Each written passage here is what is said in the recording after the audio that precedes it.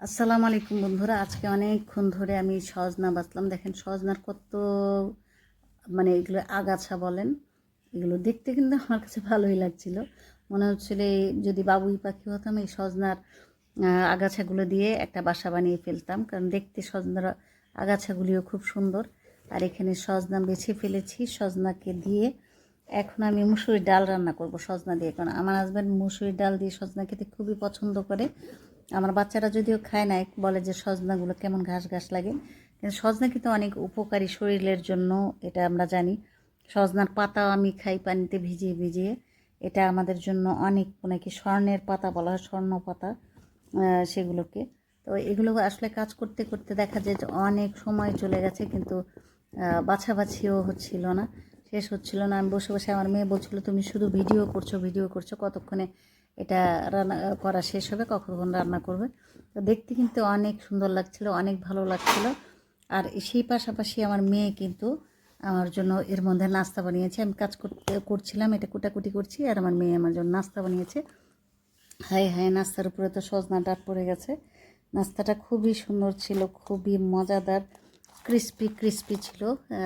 এটাকে যদিও আমি সস দিয়ে খাবো, একটু ঠান্ডা করছিলাম, অনেক গরম ছিল। দেখেন ক্রিস্পি ক্রিস্পি, এটা একেবারে নতুন একটা নতুন খাবার, নতুন নাস্তা।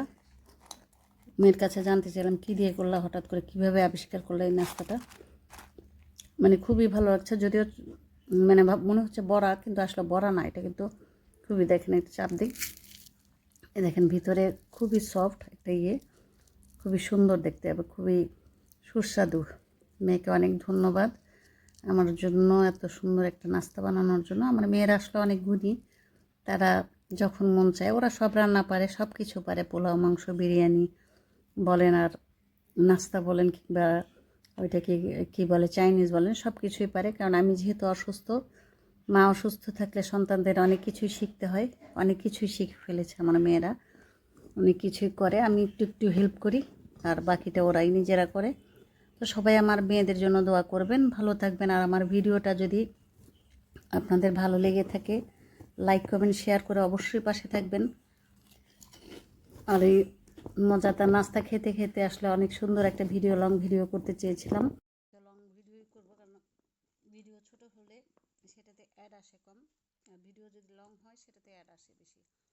তো এই লং ভিডিও আপনাদের কেমন লাগলো জানাবেন। আর আপনাদের সবার জন্য শুভকামনা রইল। এইভাবে আপনারা যদি পাশে থাকেন, আমার এগিয়ে যাওয়া সম্ভব হবে। সবার জন্য শুভকামনা রইল। খুদা হাফেজ।